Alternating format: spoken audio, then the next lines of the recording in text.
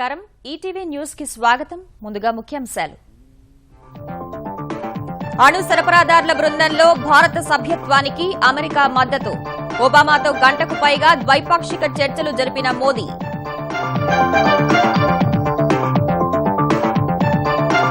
ప్రపంచ ఆర్థిక వృద్ధికి భారత్ చోదక శక్తిగా మారిందన్న మోదీ భారత్ అమెరికా వాణిజ్య మండలిని ఉద్దేశించి ప్రసంగించిన ప్రధాని తెలంగాణలో కొత్త జిల్లాలపై నేడు కొలిక్కి రానున్న కసరత్తు కలెక్టర్లతో భేటీ కానున్న ముఖ్యమంత్రి కేసీఆర్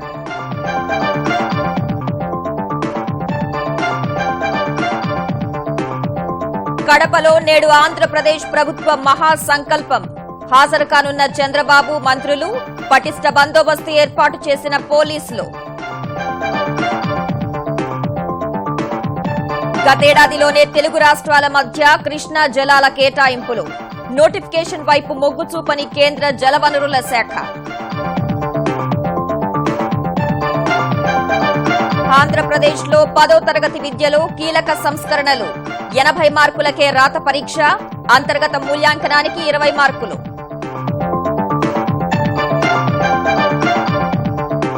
ఈ నెల 18 నుంచి 20 మధ్య కేంద్ర మంత్రివర్గ పునర్వ్యవస్థీకరణ రాష్ట్రపతి ఆఫ్రికా పర్యటన నుంచి రాగానే మార్పులు చేర్పులు రేపు కేరళను తాకనున్న నైరుతి రుతుపవనాలు ఈ ఏడాది సాధారణం నుంచి అధిక వర్షపాతం నమోదయ్యే అవకాశం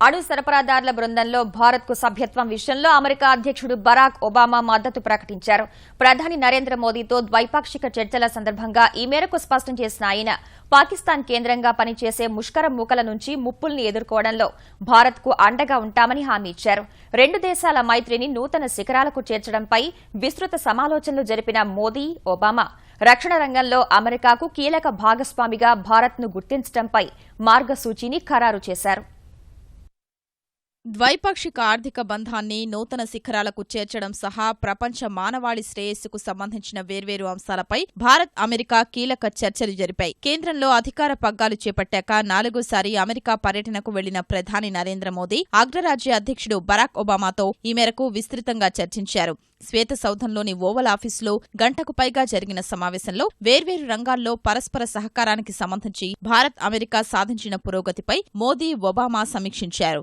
ఉగ్రవాదంపై పోరు వాతావరణ మార్పులు సమస్యను ఎదుర్కోవడం ప్రాంతీయ భద్రత సైబర్ భద్రతతో పాటు శుద్ధ ఇంధన రంగానికి సంబంధించిన అంశాలపై ప్రముఖంగా చర్చించారు the progress that we've made around civil nuclear energy. And I indicated our support for India becoming part of the nuclear suppliers group, the abilities for technologies that are critical to India's development and prosperity being available. I want to thank my friend Prime Minister Modi for his leadership. I know that whenever he visits, it is a source of great pride and excitement, not only for the people of India, but the remarkable Indian American community here in the United States. అణు సరఫరాదారుల బృందంలో Bharat చేరికకు China అవరోధాలు సృష్టిస్తున్న వేళ ఎన్ఎస్జీలో సభ్యత్వం విషయంలో అండగా నిలిచిన America అధ్యక్షుడికి ప్రధాని కృతజ్ఞతలు తెలిపారు कई विषयों पर कंधे से कंधा मिलाकर के काम किया है चाहे न्यूक्लियर सिक्योरिटी का मामला हो चाहे ग्लोबल वार्मिंग की चिंता हो चाहे टेररिज्म की चिंता हो चाहे पेरिस एग्रीमेंट में इनिशिएटिव लेने की बात हो हमने कंधे से कंधा मिलाकर के काम किया है हम सितंबर में फिर से G20 समिट में मिलेंगे तब तक मैं मानता हूं कि कई विषयों पर हम आगे बढ़ेंगे क्लाइमेट जस्टिस का जो हमारा सपना है उसको पूरा करने में हम सफल होंगे శుద్ధ ఇంధన వినియోగాన్ని ప్రోత్సహించేందుకు రెండు దేశాలు కలసికట్టుగా పనిచేయాలని తీర్మానించినట్లు మోదీ ఒబామా భేటీ తర్వాత భారత్ అమెరికా సంయుక్త ప్రకటన విడుదల చేశాయి శుద్ధ ఇంధన ప్రాజెక్టులకు ఆర్థిక వనరులు సమకూర్చేందుకు $2 కోట్ల ప్రత్యేక నిధిని ఏర్పాటు చేస్తున్నట్లు వెల్లడించాయి ఉగ్రవాదులకు సంబంధించిన సమాచారం అందజేతతో పాటు రక్షణ సహా మరికొన్ని రంగాల్లో సహకారంపై ఒప్పందాలు కుదుర్చుకున్నట్లు భారత్ అమెరికా సంయుక్త ప్రకటన ద్వారా తెలిపాయి రక్షణ రంగంలో భారత్ను కీలక భాగస్వామిగా గుర్తించే అమెరికా అంగీకరించిందని విదేశాంగ కార్యదర్శి జయశంకర్ వెల్లడించారు Essentially, that status of a major defense partner really means that we, in terms of technology sharing and technology access, we would be treated at a level similar to the closest allies and partners of the US. It sort of allows for better, higher quality, faster technology access on the defense side. ఐరాస భద్రతా మండలిలో భారత్కు శాశ్వత సభ్యత్వం విషయంలో మద్దతిస్తామని ప్రధాని మోదీ పర్యటన సందర్భంగా America పునరుద్ఘాటించింది. ప్రపంచ ఆర్థికాభివృద్ధికి సరికొత్త చోదక శక్తిగా మారిన భారత్లోని అపార అవకాశాలని అందిపుచ్చుకోవాలని అమెరికా వ్యాపారవేత్తలకు ప్రధాని నరేంద్ర మోదీ పిలుపునిచ్చారు. వాషింగ్టన్ పర్యటనలో భాగంగా అమెరికా భారత్ వాణిజ్య మండలి 40వ వార్షికోత్సవ సర్వసభ్య సమావేశానికి హాజరైన ఆయన 2 ఏళ్ల పాలనలో ఎన్డీఏ సర్కార్ చేపట్టిన కీలక సంస్కరణలు, సాధించిన ఫలితాలను వివరించారు. జన్ధన్ యోజన, సురక్ష బీమా యోజన, ఉజ్వల్ యోజన వంటి పథకాల ద్వారా సమ్మిళిత ఆర్థికాభివృద్ధికి చేస్తున్న ప్రయత్నాలని విశదీకరించారు. మేధో సంపత్తి హక్కుల పరిరక్షణ సహా వ్యాపారానుకూల వాతావరణం మెరుగుదలకు మరిన్ని చర్యలు చేపడతామని అమెరికా వ్యాపారవేత్తలకు ప్రధాని హామీ ఇచ్చారు. రానున్న 2-3 ఏళ్లలో భారత్లో $41 బిలియన్ పెట్టుబడులు పెడతామని 2014 సెప్టెంబర్లో హామీ ఇచ్చిన వాణిజ్య మండలి సభ్యులు అదనంగా మరో $3 బిలియన్ పెట్టుబడులు పెట్టనున్నట్లు ఈ సందర్భంగా మోదీకి చెప్పారు. India is the future human resource powerhouse of the world with a young, hard-working population. In my vision, a partnership between American capital and innovation and Indian human resources and entrepreneurship can be very powerful. I am convinced we can strengthen both our economies through such a partnership. Ladies and gentlemen, we have begun our journey towards a transformed India. A transformed India with 1/6 of humanity will mean a transformed world. The journey will be long, but the progress we have achieved so far convince me that we will reach our destination. I invite you to join us on this journey. It is a journey which offers the exciting possibility of not only building balance sheet of your company, but of building a better India, building a better America, and building a better world. Thank you very much. Thank you. ప్రధాని Narendra Modi America పర్యటనలో నేడు మరో కీలక ఘట్టం ఆవిష్కృతం కానుంది. రాత్రికి America Congress ఉభయ సభల సంయుక్త సమావేశాన్ని ఉద్దేశించి మోదీ ప్రసంగించనున్నారు. భారత కాలమాన ప్రకారం రాత్రి 7:45 చట్టసభకు చేరుకుని ఘన స్వాగతం అందుకోనున్న ప్రధాని స్పీకర్ పాల్ రైన్తో పాటు ఉభయ సభల అధికార విపక్ష నేతలతో సమావేశమవుతారు. రాత్రి 8:30కు ఉభయ సభల సంయుక్త సమావేశాన్ని ఉద్దేశించి ప్రసంగిస్తారు. తర్వాత అమెరికా కాంగ్రెస్ స్పీకర్ అత్యంత అరుదైన రీతిలో ఏర్పాటు చేసిన ప్రత్యేక విందుకు మోదీ హాజరవుతారు.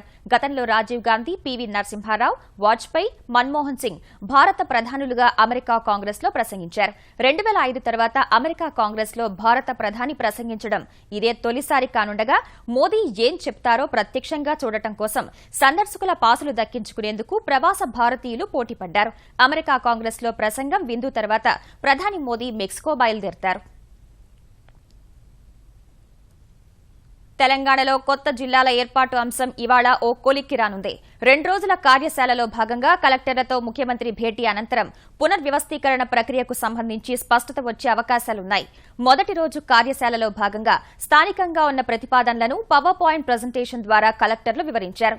జిల్లాల సంఖ్య విషయమై కూడా సమావేశంలో చర్చ జరిగింది. తెలంగాణలో మండలాలు, రెవెన్యూ డివిజన్లు, జిల్లాల పునర్వ్యవస్థీకరణకు శ్రీకారం చుట్టిన ప్రభుత్వం ఆ దిశగా చేపట్టిన కసరత్తు ఇవాళ కొలిక్కొచ్చే అవకాశాలు కనిపిస్తున్నాయి. ప్రక్రియ తుది అంకంలో భాగంగా జిల్లా కలెక్టర్లతో 2 రోజుల కార్యశాల ఏర్పాటు చేసిన సర్కార్ తొలి రోజు స్థానికంగా ఉన్న ప్రతిపాదనల్ని సమీక్షించింది. ఆయా జిల్లాల్లో ఉన్న డిమాండ్లు, ప్రతిపాదనల్ని జిల్లా కలెక్టర్లు పవర్ పాయింట్ ప్రెజెంటేషన్ ద్వారా వివరించారు. కొత్త జిల్లాల ఏర్పాటు కోసం 30కి పైగానే డిమాండ్లు వచ్చినట్లు సమాచారం. కొత్త మండలాలు, రెవెన్యూ డివిజన్ల ఏర్పాటు కోరుతూ కూడా భారీగా విజ్ఞప్తులు వచ్చినట్లు తెలిసింది. జిల్లా కేంద్రానికి అన్ని మండలాలు 60 నుంచి 70 కిలోమీటర్ల పరిధిలో ఉండాలన్న ముఖ్యమంత్రి కేసీఆర్ మార్గదర్శకాలకు అనుగుణంగా కొత్త మండలాలు, జిల్లాల సంఖ్యకు సంబంధించి సమావేశంలో చర్చించారు. చాలా జిల్లాలకు సంబంధించి స్పష్టత వచ్చినప్పటికీ హైదరాబాద్, రంగారెడ్డి జిల్లాల విభజనతో పాటు నల్గొండ, వరంగల్, కరీంనగర్లోని కొన్ని మండలాల్ని ఎటు చేర్చాలన్న విషయమై స్పష్టత లేదని అధికారులు చెప్తున్నారు. జిల్లా కేంద్రాలకు సంబంధించి కూడా డిమాండ్లు అధికంగా ఉన్నందున ముఖ్యమంత్రి గతంలో ఇచ్చిన హామీల్ని పరిగణలోకి తీసుకోవాల్సి ఉందని అంటున్నారు. ఇదే సమయంలో రంగారెడ్డి జిల్లాలో కొత్త మండలాల ఏర్పాటు ప్రతిపాదనలు భారీగా వచ్చాయి. ఈ అంశాలన్నింటిపైనా రాజకీయ నిర్ణయం తీసుకోవాల్సి ఉంటుందని ముఖ్యమంత్రితో ఇవాళ జరిగే సమావేశంలో ఇందుకు సంబంధించి స్పష్టత వస్తుందని అధికారులు భావిస్తున్నారు. జిల్లాల పునర్వ్యవస్థీకరణ ప్రక్రియలో శాసనసభ నియోజకవర్గాల అంశం కీలకంగా మారుతోంది. భవిష్యత్లో నియోజకవర్గాల సంఖ్య పెరిగితే అందుకనుగుణంగా పునర్విభజన జరిగేలా జిల్లాల కూర్పు జరగాలన్న ఆలోచనతో ప్రభుత్వం ఉంది. భూపరిపాలనా శాఖ ప్రధాన కమిషనర్ రేమండ్ పీటర్, రెవెన్యూ శాఖ ముఖ్య కార్యదర్శి బీఆర్ మీనాతో పాటు కలెక్టర్లు ఈ ఉదయం రాష్ట్ర ప్రభుత్వ ప్రధాన కార్యదర్శి రాజీవ్ శర్మతో ప్రత్యేకంగా సమావేశమవుతారు. పునర్వ్యవస్థీకరణ ప్రక్రియపై ఈ సమావేశంలో క్షుణ్ణంగా చర్చిస్తారు. అనంతరం కలెక్టర్లు, అధికారులతో ముఖ్యమంత్రి సమావేశమై పునర్వ్యవస్థీకరణపై తుది చర్చలు జరుపుతారు. ఈ సమావేశం అనంతరం ప్రక్రియ ఓ కొలిక్కి వస్తుందని, తద్వారా వీలైనంత త్వరగా ముసాయిదా నోటిఫికేషన్ జారీ చేసేందుకు మార్గం సుగమమవుతుందని అధికారులు భావిస్తున్నారు. ఆంధ్రప్రదేశ్లో తెదేపా ప్రభుత్వం ఏర్పడి 2 ఏళ్లు పూర్తయిన సందర్భంగా కడపలో నిర్వహించే మహాసంకల్ప సభకు అన్ని ఏర్పాట్లు పూర్తి చేశారు. మున్సిపల్ మైదానంలో జరిగే సభకు ముఖ్యమంత్రి చంద్రబాబు, మంత్రులు యనమల రామకృష్ణుడు, గంటా శ్రీనివాసరావు, అచ్చెన్నాయుడు, ఏపీ తెదేపా అధ్యక్షుడు కళా వెంకట్రావు, పార్టీ జాతీయ ప్రధాన కార్యదర్శి లోకేష్, సీఎస్ టక్కర్, డీజీపీ రాముడు హాజరు కానున్నారు. అధిక సంఖ్యలో కార్యకర్తలు రానున్న నేపథ్యంలో సభా ప్రాంగణం వద్ద పోలీసులు పటిష్ట భద్రతా ఏర్పాట్లు చేశారు. దీనికి భారీ ఎత్తున బందోబస్తు ఏర్పాటు చేస్తున్నాము. సుమారుగా 5,000 మంది స్టాఫ్తో 20 మంది ఐపీఎస్ ఆఫీసర్స్ సూపర్విజన్లో 10 డాగ్ స్క్వాడ్స్, వేరియస్ సెక్యూరిటీ మెజర్స్తో బీడీ టీమ్స్ ఇవి కూడా చాలా మొత్తం అన్ని జిల్లాల నుంచి కూడా తెప్పించడం జరిగింది. రూట్ బందోబస్తు అట్లాగే పార్కింగ్ బందోబస్తు కూడా గట్టిగా ఏర్పాటు చేసుకోవడం జరిగింది. 400 సీసీ కెమెరాలు ఏర్పాటు చేయడం జరిగింది. సభాస్థలంలో చుట్టుపక్కల కానీ, రూట్లో కానీ, ఇంకా important places throughout the town. Andhra Pradesh ప్రజలు చేపట్టిన మహాసంకల్పం సాకారమై స్వర్ణాంధ్రప్రదేశ్ త్వరలోనే ఏర్పాటు కావాలని భగవంతుణ్ణి ప్రార్థిస్తున్నట్లు గవర్నర్ నరసింహన్ తెలిపారు. ఆర్థికంగా, సామాజికంగా, సాంస్కృతికంగా అన్ని రంగాల్లోనూ ఆంధ్రప్రదేశ్ అగ్రభాగాన నిలవాలని ఆకాంక్షించారు. ఏపీలో కొత్త ప్రభుత్వం ఏర్పడి 2 ఏళ్లు పూర్తయిన సందర్భంగా గవర్నర్ నరసింహన్ సందేశాన్ని ఇచ్చారు. ఆంధ్రప్రదేశ్ ప్రజలందరికీ జూన్ 8వ తేదీ ముఖ్యమైన రోజుగా గవర్నర్ అభివర్ణించారు.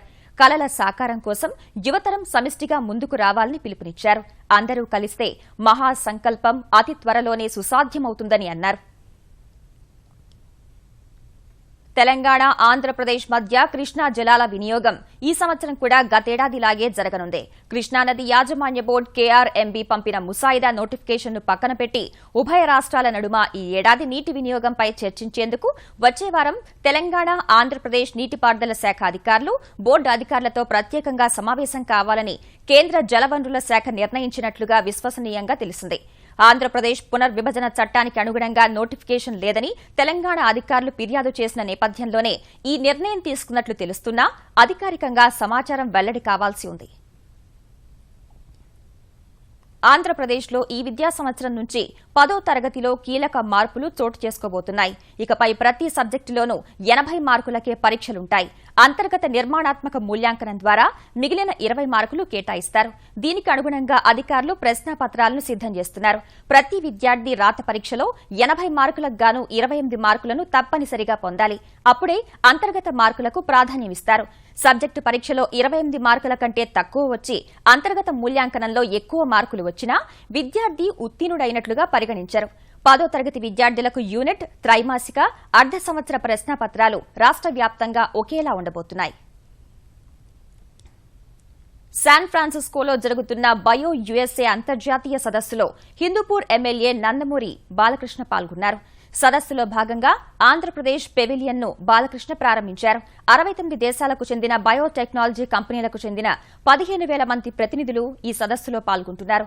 బయోటెక్నాలజీ కంపెనీలకు ఆంధ్రప్రదేశ్ గమ్యస్థానంగా ఉందని ప్రచారం చేస్తూ ఆంధ్రప్రదేశ్ ఆర్థిక అభివృద్ది బోర్డు పెట్టుబడులను ఆకర్షించేందుకు ఈ సదస్సు సందర్భంగా 3 సమావేశాలను నిర్వహిస్తోంది. ఈ సదస్సుకు హాజరైన ఆంధ్రప్రదేశ్ ప్రతినిధుల బృందానికి ఆంధ్రప్రదేశ్ ఆర్థికాభివృద్ది బోర్డు సీఈఓ కృష్ణ కిషోర్ నేతృత్వం వహిస్తున్నారు. ఆంధ్రప్రదేశ్లోని సహజ వనరులన్నింటినీ పల్లెల ప్రగతికి వినియోగించుకోవాలి అన్నదే తన అభిమతమని ముఖ్యమంత్రి చంద్రబాబు తెలిపారు. ఈ మేరకు ముందుకు రావాలని విజయవాడలో తనను కలిసిన ఓఎన్జీసీ, గెయిల్ ప్రతినిధులకు చంద్రబాబు సూచించారు. కృష్ణా జిల్లాలో చమురు, సహజ వాయు నిక్షేపాల వెలికితీత నేపథ్యంలో మచిలీపట్నం కేంద్రంగా మరో ఆయిల్ రిఫైనరీ యూనిట్ నెలకొల్పే ప్రతిపాదన పరిశీలించాలని కోరారు. నాగాయలంకలో ఎల్పీజీ ప్లాంట్ ప్రతిపాదన ఉందని గెయిల్, ఓఎన్జీసీ ప్రతినిధులు తెలిపారు. ఆంధ్రప్రదేశ్లోని ఏ ప్రాంతాల్లో ఎంతమేర చమురు నిక్షేపాలు ఉన్నాయో ప్రభుత్వానికి తెలపాలని సీఎం కోరారు. కేజీ బేసిన్ పరిధిలో 933 కిలోమీటర్ల పొడవైన గ్యాస్ పైప్లైన్ నిర్మాణం చేపట్టగా 617 కిలోమీటర్ల మేర పనులు పురోగతిలో ఉన్నాయని, మరో 316 కిలోమీటర్ల పైప్లైన్ పనులు ప్రారంభం కావాల్సి ఉందని గెయిల్ అధికారులు తెలిపారు. ప్రధాన గ్యాస్ పైప్లైన్ వాల్వుల నియంత్రణ రిమోట్తో చేపట్టే వ్యవస్థ ప్రవేశపెడుతున్నట్టు చెప్పారు. లీక్ గుర్తింపు వ్యవస్థను ఏర్పాటు చేశామన్నారు. విశాఖలో నెలకొల్పనున్న పెట్రోలియం విశ్వవిద్యాలయానికి సహకారం అందించాలని చంద్రబాబు గెయిల్, ఓఎన్జీసీ ప్రతినిధులను కోరారు. ఇంధనం, లాజిస్టిక్స్, క్రీడా విశ్వవిద్యాలయాలను ఏర్పాటు చేస్తున్నామని, వాటిలో భాగస్వామ్యం తీసుకోవాలని చంద్రబాబు కోరారు. ఆంధ్రప్రదేశ్లో అంగన్వాడీ చిన్నారులకు ముఖ్యమంత్రి చంద్రబాబు చేతుల మీదుగా పట్టభద్రుల పట్టాల పంపిణీ కార్యక్రమం ఉల్లాసభరితంగా సాగింది. నవనిర్మాణ దీక్షలో భాగంగా విజయవాడలో జరిగిన సాంఘిక సంక్షేమం, సాధికారిత, నైపుణ్య అభివృద్ది చర్చా కార్యశాలలో ముఖ్యమంత్రి చంద్రబాబు ముఖ్య అతిథిగా హాజరై ప్రీ స్కూల్ డిగ్రీ పట్టాలను అందజేశారు. తెలిసి తెలియని వయసులో వారికి దక్కిన అరుదైన గౌరవానికి చిన్నారులు సంబరపడ్డారు. పట్టా పొందిన సందర్భంగా తమ అనుభవాలను ముఖ్యమంత్రితో పంచుకున్నారు. ముఖ్యమంత్రి అడిగే ప్రశ్నలకు ఆ బుడతలు తమదైన శైలిలో సమాధానాలిచ్చారు.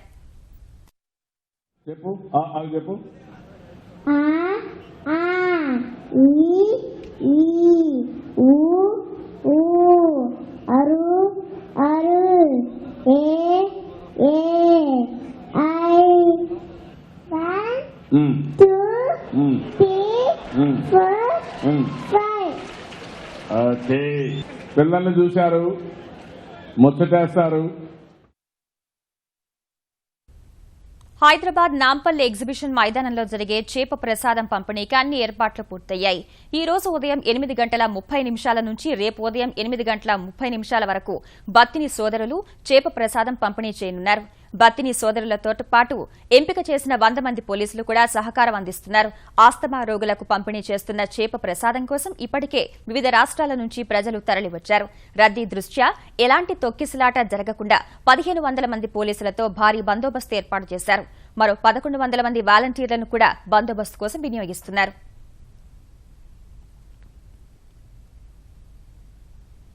కేంద్ర మంత్రి మండలి పునర్వ్యవస్థీకరణ, రాష్టపతి ప్రణబ్ ముఖర్జీ ఆఫ్రికా పర్యటన నుంచి తిరిగి వచ్చిన వెంటనే ఈ నెల 18, 20 తేదీల మధ్యలో ఉండవచ్చని ప్రభుత్వ వర్గాలు వెల్లడించాయి. ఆ తేదీల్లో ఢిల్లీలో అందుబాటులో ఉండాల్సిందిగా మంత్రి మండలి సభ్యులకు సూచించినట్లు సమాచారం. కొన్ని శాఖలు మంత్రులు లేకుండా ఖాళీగా ఉండగా మరికొంతమంది మంత్రులపై భారం అధికంగా ఉంది.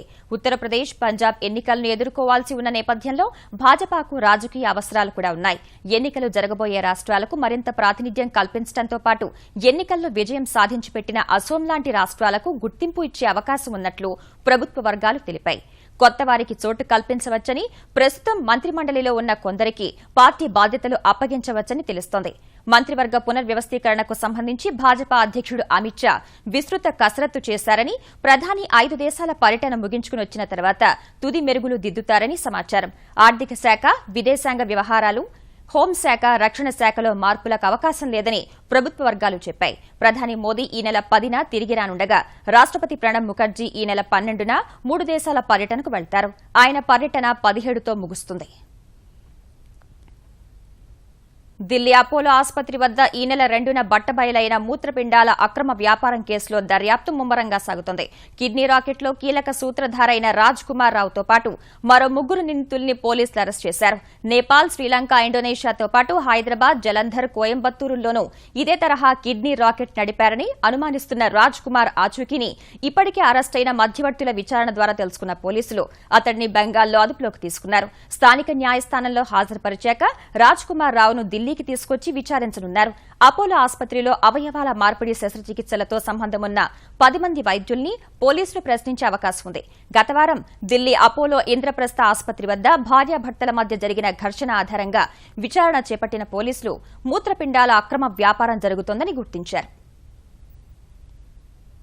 తెలుగు రాష్ట్రాలు సహా దేశవ్యాప్తంగా ప్రజలు ఎంతో ఆతృతతో ఎదురుచూస్తున్న నైరుతి రుతుపవనాలు గురువారం కేరళ తీరాన్ని తాకే అవకాశం ఉంది.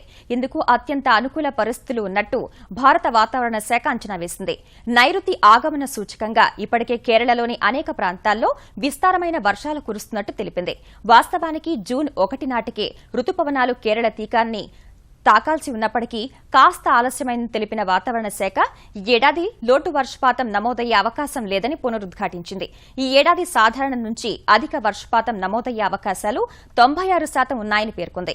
వాయవ్య భారత్లో 108%, మధ్య దక్షిణ భారత్లో 113% వర్షపాతం నమోదవుతుందని వివరించింది. ఈటీవీ న్యూస్ సమాప్తం. నమస్కారం.